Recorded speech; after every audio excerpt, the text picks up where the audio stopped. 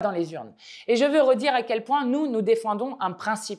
Et ce principe s'appelle la démocratie. Il semble très éloigné des macronistes, mais la démocratie, le fait que en République, seul le peuple est souverain et la cohérence de ligne que nous continuons de porter. Et je dois dire que je suis fière d'appartenir à un groupe parlementaire, à un mouvement politique qui a refusé d'aller dans l'ensemble des négociations de couloir pour savoir si nous participerions à un gouvernement, pour savoir si nous ferions un accord de non-censure.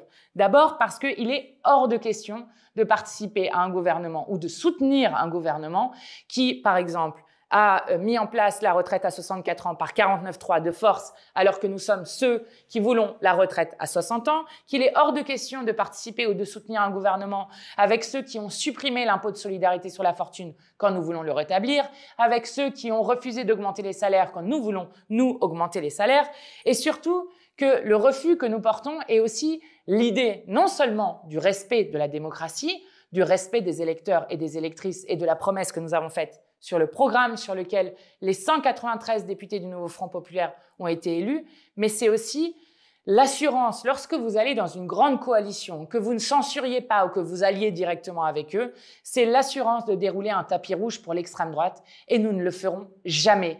Jamais nous ne laisserons dans notre pays la seule alternative possible qui reste, qui soit l'extrême droite, qui est l'assurance vie du système. Je l'ai démontré à de nombreuses reprises. Donc, nous continuons d'être une alternative à la politique macroniste, de dire qu'il est possible de ne pas vivre dans le monde de malheur d'Emmanuel Macron, qu'il est possible de faire tout autrement, qu'il est possible de partager les richesses, de faire une bifurcation écologique, d'aller vers la 6e République. Et juste pour vous dire que cette grande coalition et l'extrême droite est quelque chose que nous voyons partout, je veux juste vous donner l'exemple de deux de nos voisins. En Italie, en 2013, les sociodémocrates décident de gouverner avec la droite et Berlusconi.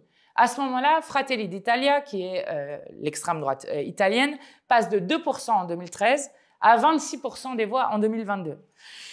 En 2022, il est décidé de faire un gouvernement technique, chose qu'on entend aussi en France. Bon, cette fois-ci, Fratelli d'Italia passe de 26% en 2022 à 28,4% des voix en 2024 et prend ensuite le pouvoir avec Meloni qui se trouve au pouvoir. Donc voilà comment l'extrême droite est arrivée au pouvoir en Italie. Pareil, vous regardez l'Allemagne.